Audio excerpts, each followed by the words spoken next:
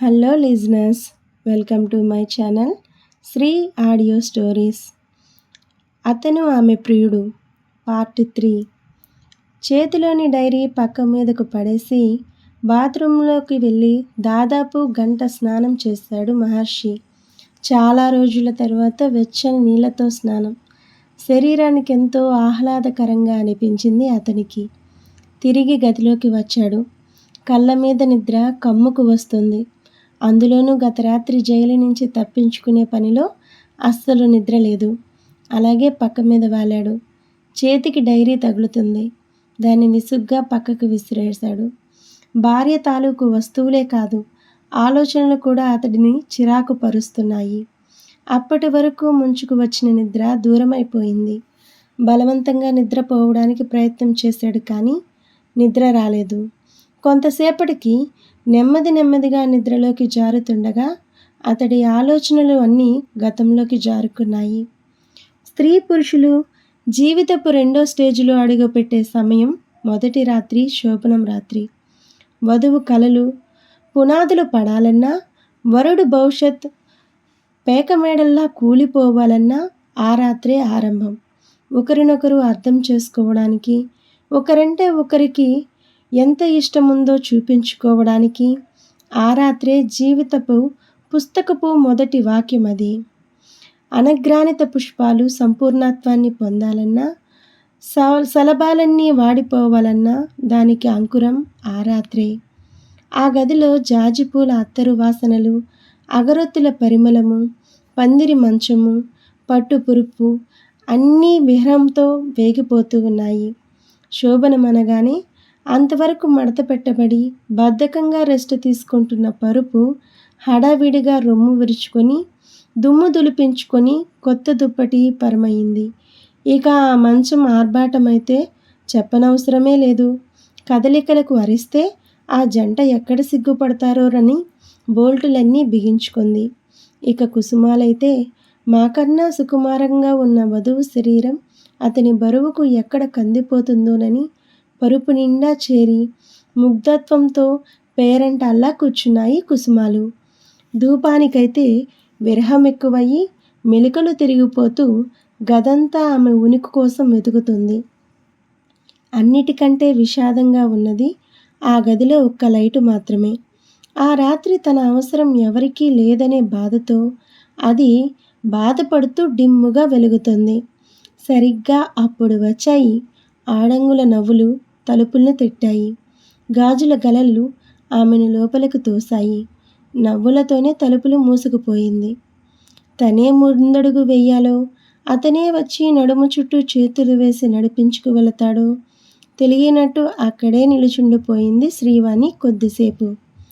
అతడి పరిస్థితి కూడా దాదాపు అలాగే ఉంది. చివరకు ఆమె కదిలింది.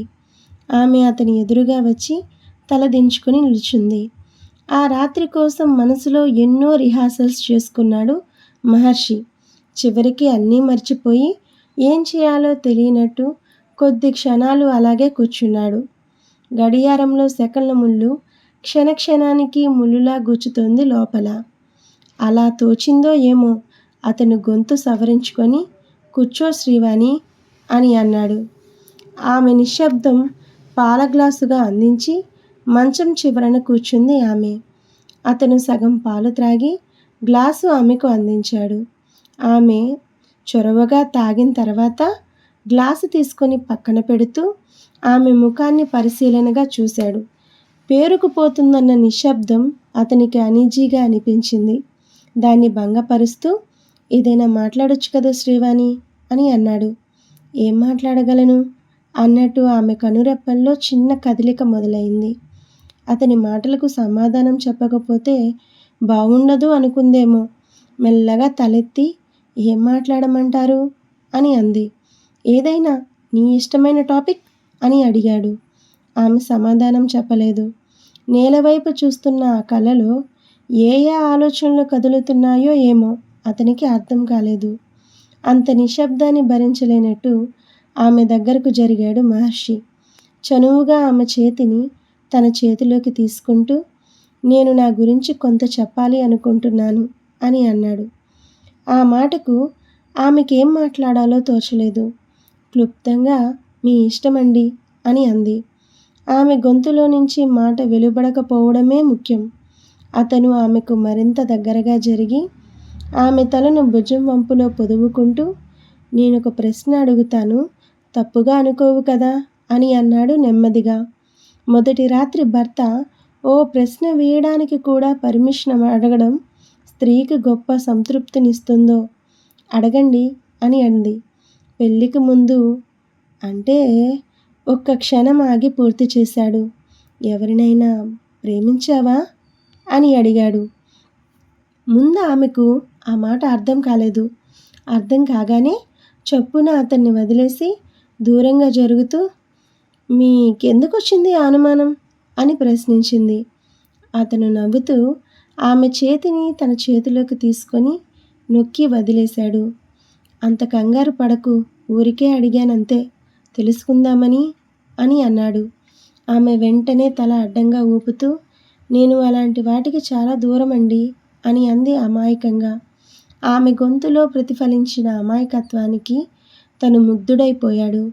ఆమెను పొదివి పట్టుకొని, నిజానికి ఇప్పుడప్పుడే పెళ్లి చేసుకోవడం నాకిష్టం లేదు, కానీ నిన్ను పెళ్లి చేసుకొని నేను తప్పు చేయలేదేమో అనిపిస్తుంది అని అన్నాడు ఎంతో ప్రేమగా. ఆమె వెంటనే, ఒకవేళ నేను ఎవరినైనా ప్రేమించానని చెబితే మీరెలా ఫీల్ అయ్యేవారు అని ప్రశ్నించింది శ్రీవాణి. క్షణం అతను తెల్లబోయాడు. ఆమె అలా అడుగుతుందని అతను ఊహించలేదు.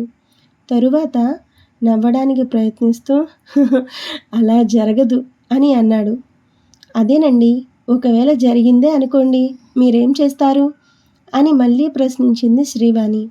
అతను స్థిరంగా, తిరిగి మిమ్మల్ని కలపడానికే ప్రయత్నించేవాడిని అని చాలా సింపుల్గా సమాధానమిచ్చాడు. ఆమె అతని ముఖంలోకి చూసి తలదించుకొని చిన్న స్వరంతో ఇలా చెప్పింది, అయినా నేనింతవరకు అలాంటి ఆలోచనలే చేయలేదు. నా 20 ఏళ్ల జీవితము చదువుకే సరిపోయింది. వేరే ఆలోచన చేయడానికి తీరికే లేదసలు.